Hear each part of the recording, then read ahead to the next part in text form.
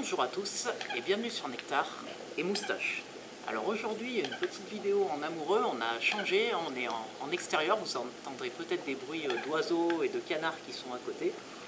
On est pas très loin de chez nous, on est à Ivoire, cité médiévale en bord de lac. Et on a voulu se faire plaisir, passer une petite après-midi en amoureux et déguster, faire un petit accord cigare et porto.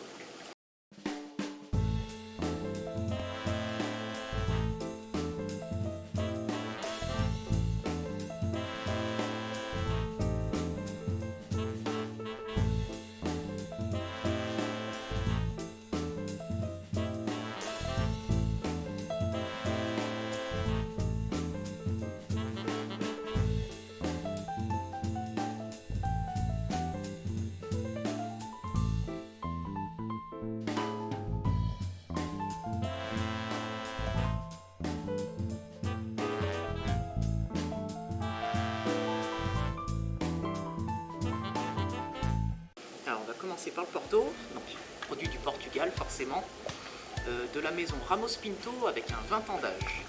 Donc pour la petite histoire, ma chérie adore le Porto, donc ça c'est une nouveauté, on va goûter tous les deux.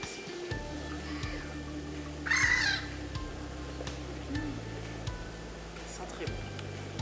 Et donc pour aller avec ça, chacun un cigare, vas-y prends le tien. Alors, Sarah a un cigare costaricain de la maison, vas-y Sarah, je t'en prie, dis.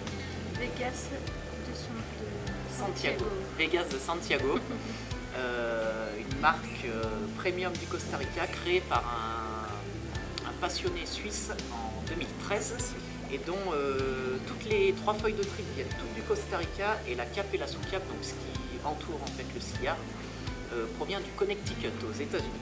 Il donne des capes assez claires. La cape a surtout pour but d'entraîner la bonne combustion du cigare, mais n'apporte pas de goût. Et moi, je vais la suivre également avec une marque du Costa Rica, mais cette fois-ci créée par 2 Français en 2018, avec la maison Corleone. Et le nom de ce cigare s'appelle Il Capo. C'est un petit hommage à la ville de Corleone en Sicile et au film Le Parrain. Allez, trancher la tête du cigare. Ça te pour toi, mon amour? Je peux le faire quand même.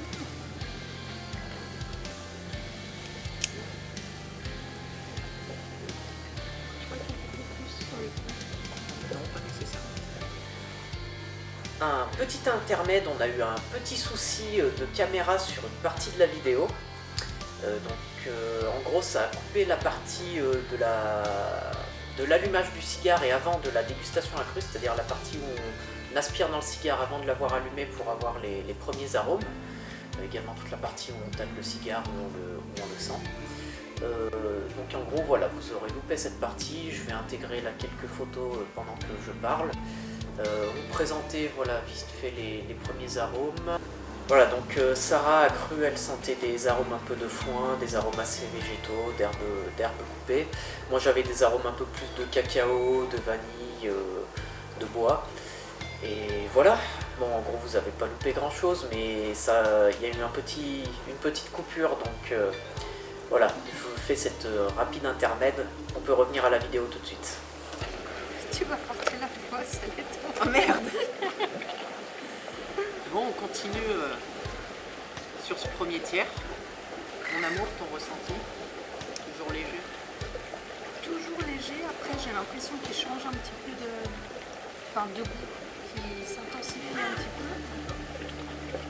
Après oui, c'est sur la même note de foin et herbe sèche. Plutôt pas mal. Moi pour l'instant c'est toujours sur ces notes un peu grillées, café grillé, cacao, assez torréfié. J'ai un peu moins de vanille qu'au début. Il est très sympa. Beaucoup, la cendre se tient bien, c'est bien compact. Oui, pendant qu'on est hors caméra, j'ai expliqué à Sarah. Parce qu'au final pour Sarah, celui qui est en train de fumer, il est un peu trop léger pour elle. Ouais, je trouve. Et elle a essayé le mien, elle l'a préféré. Alors en fait, je pense que ça vient du fait que moi, mon cigare, c'est un assemblage de des tabacs qui viennent de plusieurs endroits.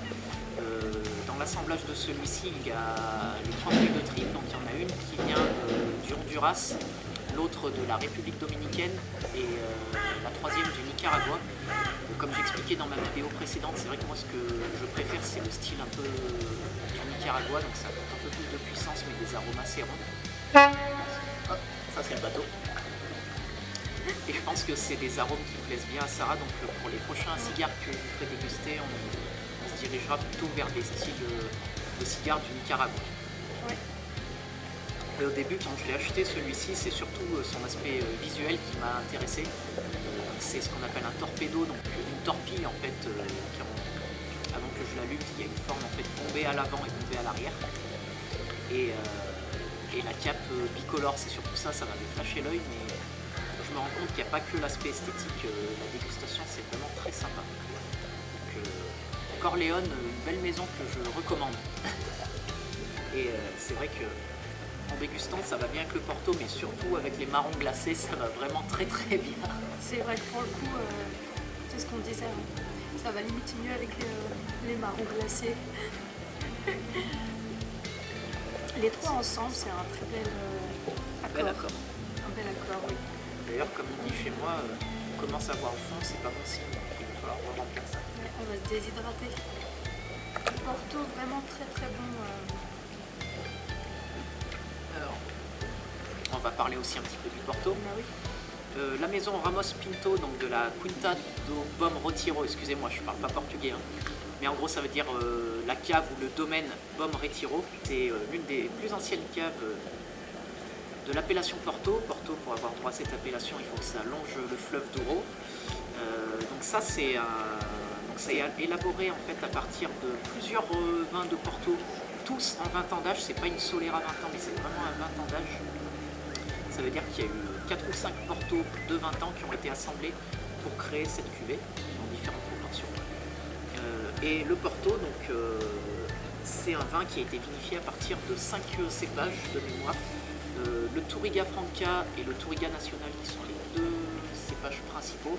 Et donc également le Tinta Roriz, le Tinta Barroca et le Tinto Chao, qui sont voilà, les 3 autres cépages utilisés dans cette cuvée. Et c'est voilà, un très joli 20 ans d'âge sur des arômes vraiment de fruits compotés, assez torréfiés également, hein, des notes un petit peu fumées, de fruits noirs. Et l'avantage c'est que le Porto, même une fois ouvert, vous pouvez le conserver pendant des années, hein, ça ne gêne pas.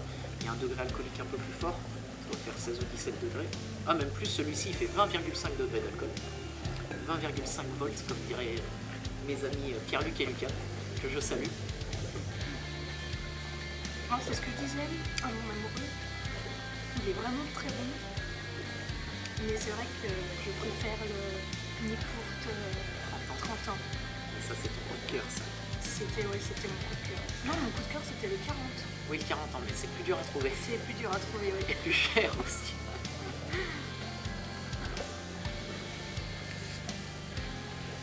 Mais sinon, il est beau. Bah, d'ailleurs, Il fait moins Porto que le Niport 30 ans. oui, parce qu'il est un peu plus jeune, mais c'est très bon. Et bah d'ailleurs, on va en profiter pour saluer Sébastien et Stéphanie Oui. de la cave des Carmes à Saint-Marcelin où nous avons acheté cette bouteille.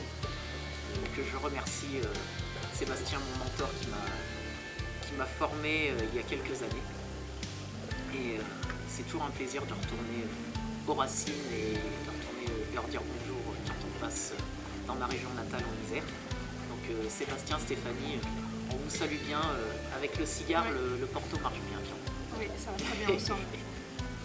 Voilà, donc on reprend, on est dans le deuxième tiers, là, bien entamé. Bah vas-y Sarah, mon amour, ton ressenti maintenant, un peu plus marqué qu'au début. Un peu plus marqué, oui. Et après, consultation avec mon chéri, qui m'a aidé à trouver ce goût que je ne trouvais pas. En fait, Tu trouvais mais que tu n'arrivais pas à mettre un nom voilà, dessus. j'arrivais pas à mettre un nom dessus. Il s'agit de l'amande. L'amande, voilà, tout simplement. Un petit peu, ouais. Mm. Amande douce, amande amine, mais pas l'amande qu'on croque, plus amande un peu Travaillée. l'huile d'amande ou la pâte d'amande, des choses comme ça. Oui. Une amande un peu sucrée. Moi, j'ai toujours cette note cacaotée qui persiste depuis le début, qui est très agréable. mais également il commence à avoir un côté un peu plus terreux, un peu plus sous-bois, un peu champignonné. Ça rapprocherait un peu par rapport à certains vins un peu évolués. Et une note aussi un petit peu poivrée et citronnée, un peu le poivre de Sichuan, le petit poivre qui a un goût de citron. Il y a ce côté un peu piquant et acidulé. C'est vraiment très agréable. Et puis avec le Porto, ça se déguste tout seul. Les marrons glacés j'adore, mais c'est vraiment un péché mignon, mais c'est pas très bon pour le diabète. J'ai pas de diabète, mais il faut surveiller son taux de sucre. Donc là j'en ai mangé 2, je vais peut-être encore en manger un troisième d'ici la fin du cigare, mais je vais me limiter un peu. Je vais en prendre un petit gros maintenant. Je mangerai les autres. Je vais en prendre un petit gros maintenant.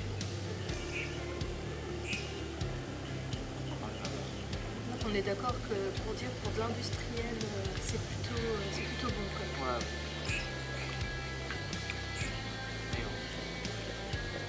On passe un bon moment. C'est dommage qu'il fasse froid dehors. Parce que je m'interdis de fumer le cigare à la maison. J'interdis déjà Sarah de fumer ses cigarettes à l'intérieur. Donc ça serait très hypocrite de fumer le cigare dedans. Tout à fait. Surtout que ça quand même, la fumée a quand même une odeur particulière. Ça s'imprègne quand même pas mal. Donc non, on évite. On va couper, la vidéo va commencer à être un peu longue. On reviendra vraiment sur le dernier tiers. Puis voilà, pour éviter que vous ayez une vidéo trop longue à regarder, mais sachez que la dégustation se passe bien. Je pense que ça va être un des tournages entre guillemets les plus longs qu'on ait fait. Parce qu'un cigare, ça prend quand même un sacré moment à être fumé. Donc là, vous voyez, on a démarré, on avait le soleil en plein visage. On va terminer dans le noir. Et on va terminer dans le noir là. Voilà, donc on arrive gentiment sur le dernier tiers. On va arrêter la vidéo là. Le dernier tiers, c'est toujours la partie la plus puissante. Ça va prendre encore un petit peu de temps, mais pour éviter que vous ayez une vidéo trop longue, on va faire la conclusion. Oui. Donc mon amour, qu'est-ce que tu en as pensé? Est-ce que tu as passé quand même un bon moment? Est-ce que ça t'a plu? Est-ce qu'il t'a plu? Voilà. Je te laisse commencer. Bah oui, c'était un super bon moment. Un moment de partage et d'échange. Au début, je l'ai trouvé un petit peu trop... Fade? Voilà, trop fade, merci, un petit peu trop fade. Mais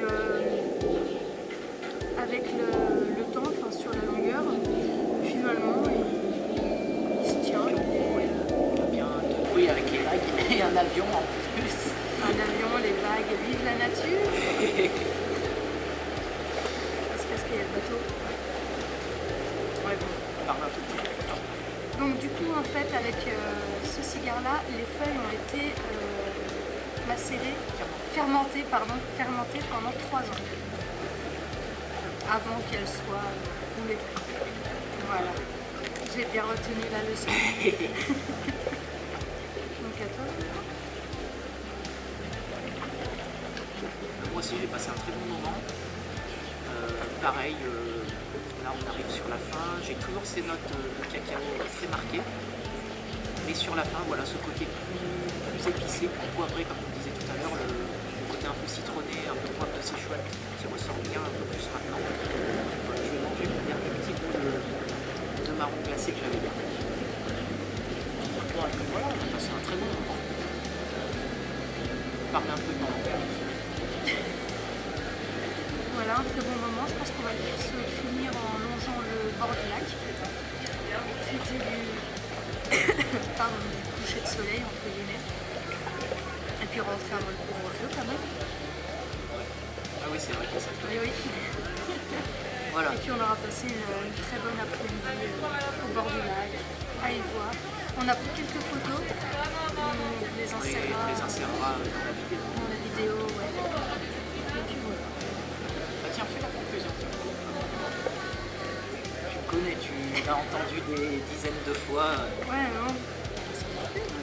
Bon, nous arrivons au terme. Nous arrivons au terme de cette vidéo. Merci de l'avoir suivi. Si vous l'avez apprécié, mettez un petit pouce. Et n'oubliez pas de nous liker, partager, commenter et de nous suivre sur Instagram. La petite cloche pour les notifications. Et la cloche pour les notifications, tout à fait. Voilà, on vous souhaite une très bonne journée. Et à la vôtre. À la vôtre.